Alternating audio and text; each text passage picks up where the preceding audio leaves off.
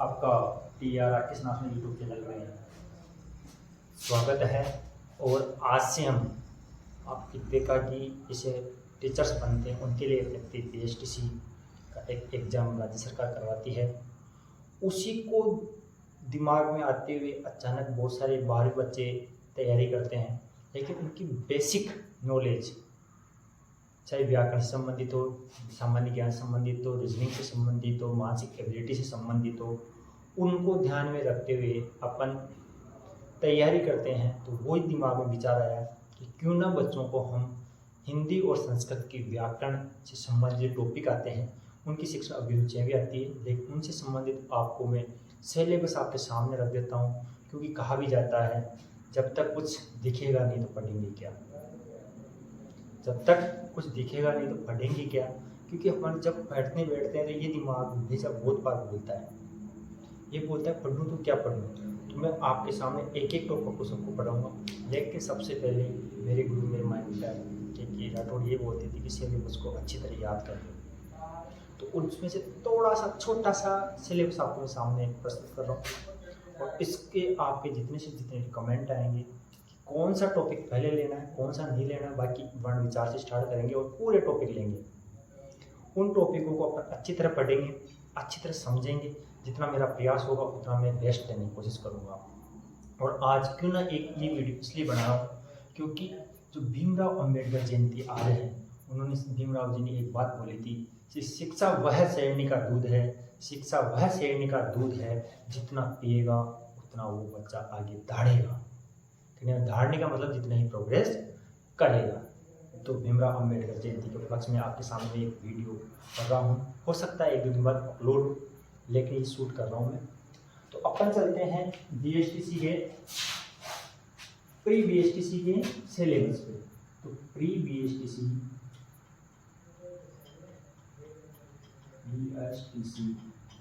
ये सिलेबस है, और वो सिलेबस है संस्कृत और हिंदी की व्याकरण। क्योंकि उसमें 3 लैंग्वेज आती है, उनमें से एक लैंग्वेज अपने को लेनी पड़ती है, चाहे वो इंग्लिश हो हिंदी हो। इंग्लिश कंपलसरी, हिंदी और संस्कृत में से एक लेना पड़ता है। तो क्यों ना अपन 15 नंबर के क्वेश्चन आते हैं, 15 क्वेश्चन आते हैं, उनको कंप्लीट करें। उन कंप्लीट करने के पहले मैं आपको सबसे पहले लेके चलता हूँ संस्कृत का क्या क्या आ सकता है। संस्कृत में क्या क्या आ सकता है। बेसिकली ये 10वीं में जो पढ़ते हैं वही आता है, लेकिन 2 साल की मस्ती या 3 साल की मस्ती के बाद में अपन भूल जाते हैं। तो इसमें सबसे पहले जो अपन व्याकरण का टॉपिक लेंगे वो पढ़कर स्टार्ट करेंगे, वो करेंगे वर्ण विचार से। वर्ण विचार क्या होता है क्या नहीं होता है वो अपन शुरू से स्टार्ट करेंगे, लेकिन इतना सा समझो कि अपने जो वर्ण है, ध्वनि है, सबसे छोटी इकाई होती है ध्वनि होती है, उससे स्टार्ट करके अपने वाक्य तक चलेंगे। ठीक है। उसके बाद में आता है शब्द रूप।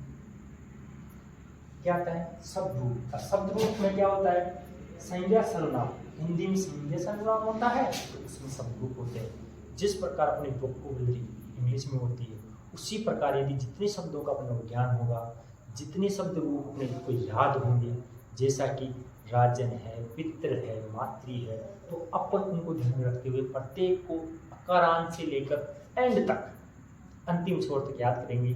शुरू से राम शब्द से लेके शुरू तक अपने याद करेंगे, और वो भी मुक्त जबान। जैसे मैं आपके पास में एक एग्जाम्पल देता हूँ।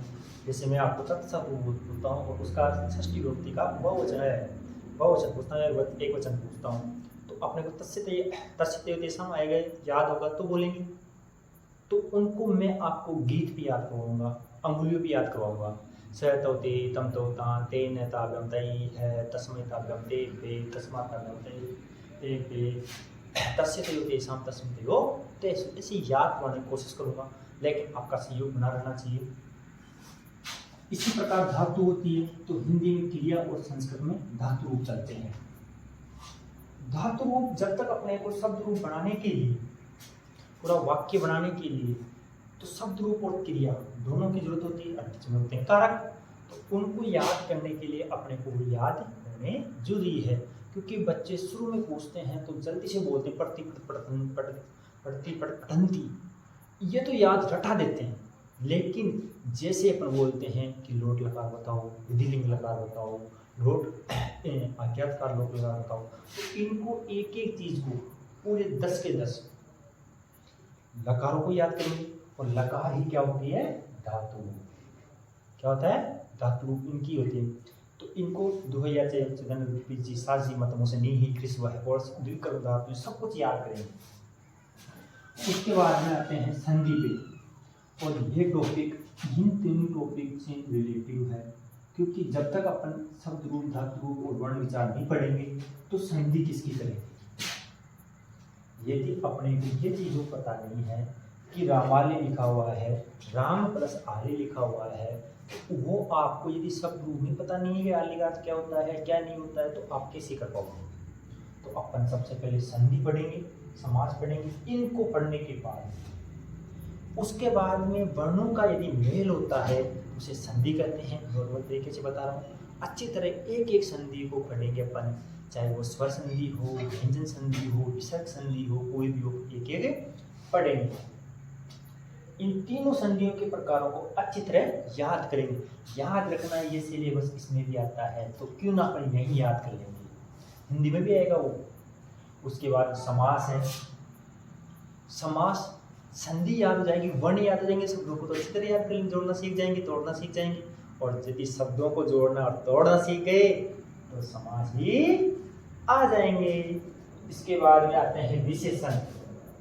और विशेषण और विशेष्य, जैसा कि मैं आपको यहाँ पे प्री बीएसटीसी का ही नहीं 10वीं की भी आपकी ग्रामर कंप्लीट कराने की कोशिश कर रहा हूँ। कोई यदि छोटा बच्चा हो या अपने खुद के बच्चे हों या अपने संबंधियों के हों, तो उनको भी क्यों ना अपने साथ लेके चले, क्योंकि अब मेरा लगाव सबसे ज़्यादा बच्चों पे होता है, क्योंकि बेसिक नहीं हुए होते हैं। तो मैं विशेषण विशेष्य उनकी वजह से लिया हूँ, ठीक है। हो सकता है विशेषण तो अपने आएंगे टॉपिक में, विशेषण तो अपने टॉपिक में आएंगे। तो विशेषण और विशेष्य क्या होता है, यदि अपन किसी भी संज्ञा सर्वनाम की विशेषता बता दें, ये लंबा है, ये टिगनो है, ये गोरो है, ये काड़ो है, ये गुलाबी है, तो प्रत्येक विशेषण के प्रत्येक प्रकार पढ़ेंगे अपन, ठीक है ना, डरना नहीं है साथ। अब आते हैं, ये सब कुछ सीख लिए तो उनको आगे और पीछे जोड़ने वाले शब्द, यदि आगे जुड़ते हैं तो उपसर्ग और पीछे जुड़ते हैं तो प्रत्यय, लेकिन उनके अर्थ में परिवर्तन होता है। ये शब्दांश, ये शब्दों के अंश होते हैं जो शब्दों के संज्ञा सर्वनाम शब्दों के यदि पीछे जुड़कर इसके अर्थ में परिवर्तन कर देते हैं, इसे प्रत्यय कहते हैं। प्रत्यय प्लस ए संधि। उपसर्ग, अपन उपसर्ग का नाम लेते हैं तो उपसर्ग में खुद में उपसर्ग उपसर्ग है, उपसर्ग में सर्ग यानी ग्रंथ, किताब। तो उपसर्ग में खुद उप क्या है, उपसर्ग है। और आपको याद रहना चाहिए 22 उपसर्ग आते हैं संस्कृत में, तो प्र प्रा अप समय अनु अव निस निरदुस दुरदि आंग नि अति अति प्रति उप सु, ये पूरे 22 शब्द रूप आपको अंगुली भी याद करवाऊंगा मैं, ठीक है। अब इतना पढ़ लिया, प्रत्यय पढ़ लिया, उपसर्ग पढ़ लिया, संधि समास प्रत्यय सब पढ़ लिए, तो क्यों ना अपन इनके नियमों को जाने कि वाक्य बनते हैं तो कैसे बनते हैं। यदि वाक्य बनते कैसे बनते हैं ये सीख गए तो 101% बता रहा हूँ, कारक यदि सीख लिए तो शुद्धि अशुद्धि आप भी सीख जाओगे, लिंग वचन करना भी सीख जाओगे। तो सबसे मोस्ट टॉपिक होगा, इसको इम्पोर्टेंट मानता हूँ मैं हमेशा, क्योंकि ये जो कारक है ना 10वीं के लेवल पे और विशेष संस्कृत वालों के लिए विशेष कारण है, क्योंकि कल 10वीं में क्या नाम है 8वीं तक में इनके विशेष को आते हैं। मैंने आपको बता दिया प्री बीएसटीसी पढ़ा रहा हूँ, बट ये आपको प्री बीएसटीसी रेट एग्जाम कोई सी टॉपिक हो, मेरे विचारधारा के अनुसार प्रत्येक में ये चीज़ आती है। यदि आती है तो लाइक और सब्सक्राइब करो और शेयर करना मत भूलो, बिल्कुल भी बेल आइकन को दबाना मत भूलो। इसके बाद में लिंग आते हैं, वचन आते हैं।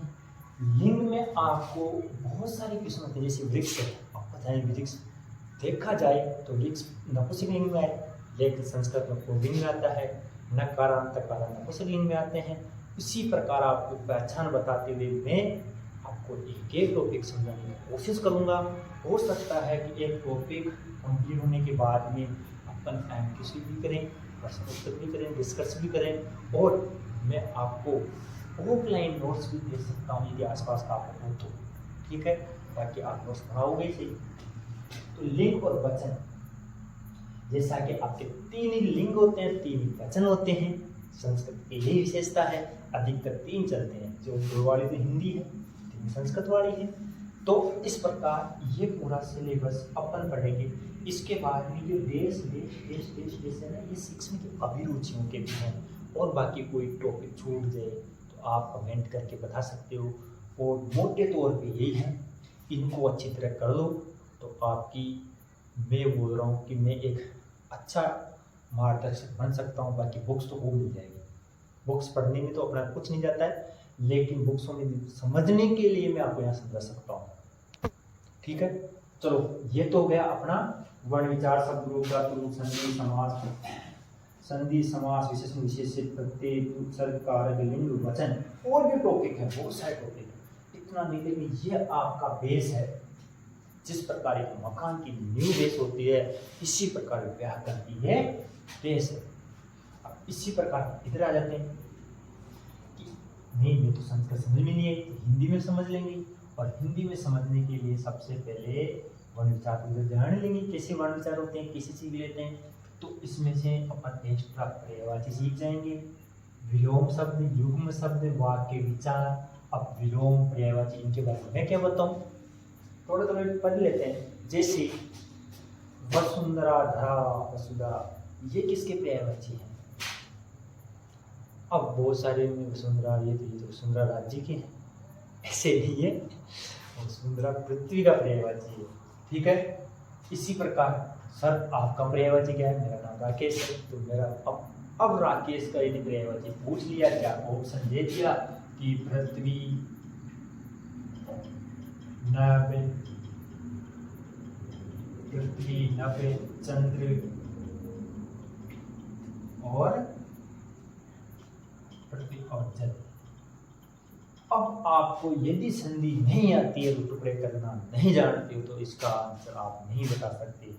थोड़ा सा मैं एग्जाम बताने के लिए भी लंबा हो जाएगा अपना वीडियो, लंबा होने के बाद में आप नहीं देखते हो, बोर हो जाते हो, मुझे पता है। तो इसमें राका प्लस ईश गुण संधि का पर्यायवाची होती है, राका एंड रात्रि, ईश एंड ईश्वर, तो रात्रि का ईश्वर। अब इसका अर्थ लगाओ, रात्रि का ईश्वर का मतलब क्या होता है? चंद्रमा। अब ये इसका पर्यायवाची हो गया चंद्र का, किसका हो गया? चंद्र का। इसी प्रकार विलोम, अब विलोम शब्द में ले सकते हैं अच्छा का बुरा, ये तो सभी को पता है, लेकिन थोड़ा सा इसका क्रम अपन गहराई से पढ़ेंगे। जैसे पृथ्वी का आकाश, आकाश का पाताल होता है, पृथ्वी का आकाश, आकाश का पाताल, पाताल का पृथ्वी, है ना, एक चक्र है ना, कंफ्यूज मत होना इसमें कि धरती या पृथ्वी, पृथ्वी का आकाश, ठीक है, और आकाश का पाताल, और पाताल का, बताओ क्या होता है? पाताल का कभी आकाश मत करना, ऑप्शन में ये आए तो इसका आंसर ये होगा, पाताल का। वापिस पृथ्वी कर लेते हैं, बताओ इंटरेस्टिंग बात है नहीं है? तो ये से अपन क्रम से याद करेंगे। युग्म शब्द आप भी जानते हो, युग्म शब्द मतलब जैसे कोई सा भी दो शब्दों की ध्वनि एक जैसी हो लेकिन अर्थ अलग हो। इसी प्रकार वाक्य विचार है, शुद्धिकरण है, मुहावरे हैं, कहावतें हैं। बेटा ये जो टॉपिक है, इन टॉपिक को मैं एक बात सजेशन करना चाहता हूँ, ये सजेशन करना चाहता हूँ कि ये जितना आप पढ़ोगे उतनी वोकैबुलरी आपकी बढ़ेगी। क्यों ना मैं आपके साथ मिलकर याद करवाऊँ। उसके बाद हम चलते हैं मुहावरे, कहावतें, आगे संधि, समास, उपसर्ग, प्रत्यय और व्याख्यान। अब बोलोगे सर आपने संस्कृत में बता दिया, कुछ कुछ भिन्न होता है। जैसे मैं यहाँ पे उपसर्ग की बात कर लो, उपसर्ग में यहाँ पे फिक्स है कि आपको मैं 22 ही पढ़ाऊंगा, लेकिन इसमें आते ही हिंदी के, अरबी भाषा के, और भी राजस्थानी के, गुजराती के, ऐसे उपसर्ग अलग से मिल जाते हैं, तो उपसर्ग अलग आ जाते हैं। इसके बाद में प्रत्यय में, यहाँ पे प्रत्यय बिल्कुल ही टॉपिक अलग है, यहाँ का प्रत्यय बिल्कुल ही अलग है। वापिस देख लो, वाक्यांश के लिए सार्थक शब्द ऑब्जेक्टिव शब्द रूप यहाँ पढ़ लिए, संज्ञा पढ़ ली, सर्वनाम पढ़ लिए, लेकिन सार्थक शब्द और निरर्थक शब्द दो है। सार्थक निरर्थक, सार्थक स प्लस अर्थ, प्रत्यय भी है इसके अंदर, ठीक है। तो सब सार्थक शब्द मतलब शुद्ध शब्द उसमें साथ जोड़ना। इस प्रकार अपना ये सिलेबस ही कंप्लीट होता है। इसमें भी टेस्ट लगे हुए हैं, कोई टॉपिक छूट जाएगा तो अपन जोड़ते रहेंगे, लेकिन यहाँ तक तो आप इन सिलेबस को अच्छी तरह याद कर लेना। विशेष तौर से जो प्रीवीएस टीचिंग